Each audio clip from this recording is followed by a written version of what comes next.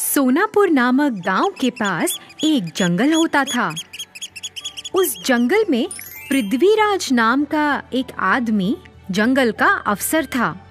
वह अपने परिवार के साथ जंगल में एक खूबसूरत बंगले में रहता था।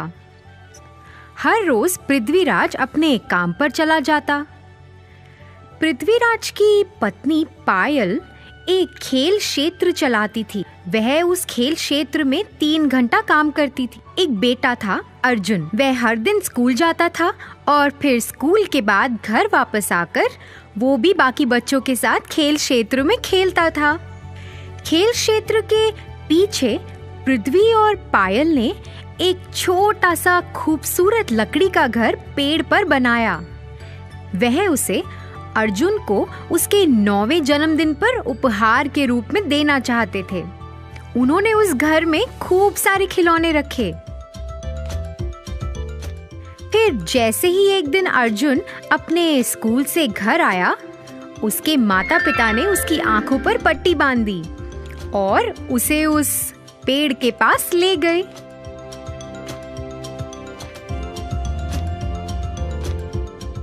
जैसे ही अर्जुन ने वह घर को देखा, वह बहुत खुश हुआ। वह अपना आधा दिन उस लकड़ी के घर में ही बिताता था। एक दिन अर्जुन उस घर से अपने घर की ओर भागता हुआ आया। उसने एक चित्र बनाया था। भागते भागते अर्जुन का पैर फिसला और वह जमीन पर गिर गया। उसने जमीन पे सीप के आकार का एक शंख देखा। उसे उत्सुकता हुई कि ये क्या है, तो उसने मिट्टी में अपना हाथ डाला और उस सीप को निकाल लिया। जब उसने उसे खोला तो उसमें 2 चमकीले सुनहरे रंग के अंडे थे। हाँ हाँ, ये तो कितने सुंदर हैं। मैं तो इन्हें अपने लकड़ी के घर में रखूंगा। अर्जुन उन अंडों को लेकर अपने लकड़ी के घर में चला गया।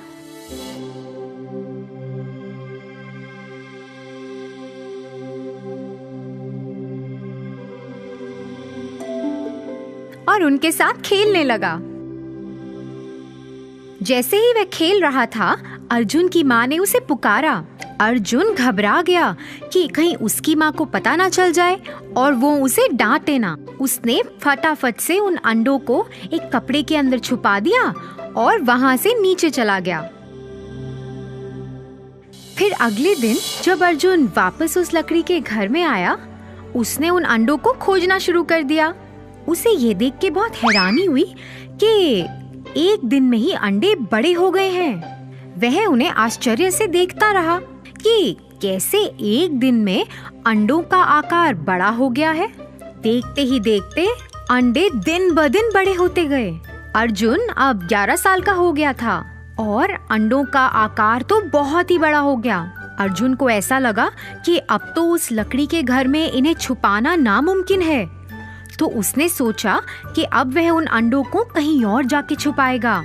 दूसरा स्थान खोजने के लिए वह अपनी साइकिल पर घर के आसपास देखने लगा।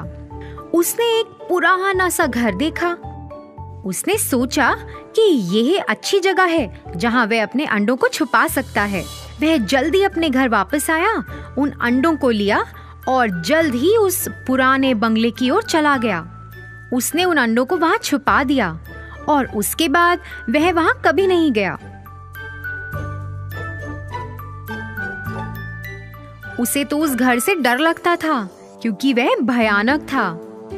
ऐसे ही कुछ साल बीतते गए। अर्जुन के 18वें जन्मदिन पर अर्जुन हिमेश को अपने साथ उस पुराने बंगले में चला गया। जैसे ही उन्होंने घर का दरवाजा खोला, दोनों आश्चर्यचकित रह गए। अंडे तो उनसे भी बड़े हो गए। ये क्या था?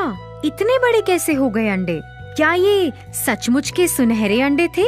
उनके दिमाग में ऐसे ख्याल आने लगे। दोनों ने तय किया कि वह अंडों का राज जानेंगे।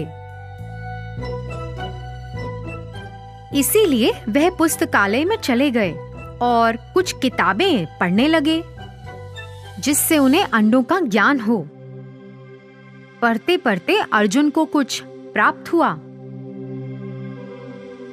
अर्जुन ने यह पढ़ के हिमेश को सुनाया कि ये सुनहरे अंडे तो बहुत खास हैं। ये शुरू में तो बहुत छोटे होते हैं और सीप के आकार के शंख के अंदर होते हैं, मगर जैसे ही इन्हें कोई छूता है और उस शंख से बाहर निकालता है, धीरे धीरे ये बहुत बड़े होने लगते हैं। जो भी इन अंडों को सबसे पहले छूता है वो इन अंडों का मालिक बन जाता है। ये जादुई अंडे हैं। इन अंडों में इतनी ताकत है कि ये किसी को भी दूसरी दुनिया में लेकर जा सकते हैं।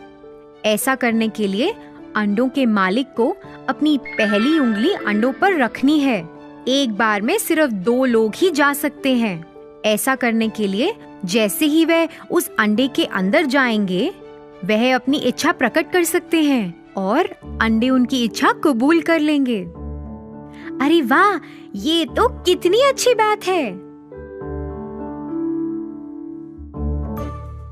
अर्जुन और हिमेश वापस उस पुराने घर में गए। अर्जुन ने अपनी पहली उंगली अंडे पर रखी। जैसे ही उसने ऐसा किया, अंडे खुल गए। दोनों एक एक अंडे के अंदर शामिल हो गए। हमें अंतरिक्ष में ले जाओ। जैसे ही उन्होंने ऐसा कहा, दोनों अंतरिक्ष में पहुंच गए और उड़ने लगे। दोनों ने बहुत मजा उठाया और फिर वापस अंडे में आ गए। उस दिन से दोनों अलग अलग जगहों पे जाते थे। एक बार वह ऐसी दुनिया में गए जहां बहुत प्रकार के फूल थे। उन्होंने आसमान की यात्रा की, बादलों में से गुजरते हुए, और धरती को वहां से देखा। फिर एक दिन वह सोच रहे थे कि अब हमें कहाँ जाना चाहिए। हे अर्जुन, अभी तक हमने कितने प्रकार की जगह देखी है, लेकिन हमें समुद्र की सैर करनी चाहिए। वहाँ तो हम अभी तक गए ही नहीं हैं। हाँ, लेकिन वहाँ हम ज्यादा देर तक रह नहीं सकते। हाँ, तो इसीलिए हमें वहाँ तैरना होगा। फिर हम समुद्र के अंदर की दुनिया को देख सकते हैं। प्यारे अंडे, हमें समुद्र के अंदर ले चलो। जैसे ही उन्होंने अपनी इच्छा प्रकट की, उन्होंने खुद को समुद्र तल पर पाया। वह इधर उधर देखने लगे।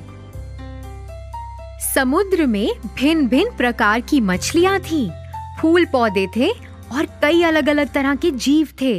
वह तो समुद्र के अंदर की दुनिया को देखकर हैरान रह गए थे। बस वो तो उस जगह का लुत्फ उठा ही रहे थे कि अचानक उन्होंने अपनी ओर आते हुए एक बड़ी मछली को देखा। हे अर्जुन, देखो वो कितनी बड़ी मछली है। हे भगवान, ये तो बहुत भयानक लग रही है। अरे ये कुछ नहीं खाएगी, ये तो सब जादू है। अरे नहीं बाबा, देखो वो हमारी ओर आ रही है। अरे हमें यहाँ से भागना चाहिए। दोनों आखिरकार चिल्लाए।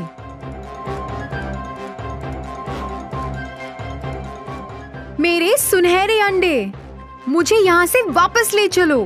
फिर जैसे ही उन्होंने ऐसा कहा, वह वापस अंडों के अंदर आ गए। उन्हें फिर एहसास हुआ कि जादू का तो इस्तेमाल करना उन्हें आ गया है, लेकिन उस जादू की मदद से उन्हें कहाँ कहाँ जाना है, इसकी उन्हें अभी तक खबर नहीं है।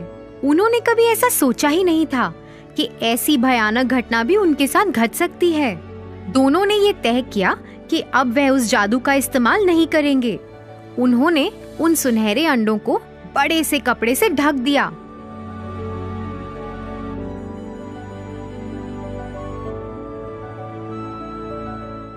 उन्होंने दरवाजे को भी अच्छे से बंद कर दिया ताकि कोई और भी उस घर में ना जा सके।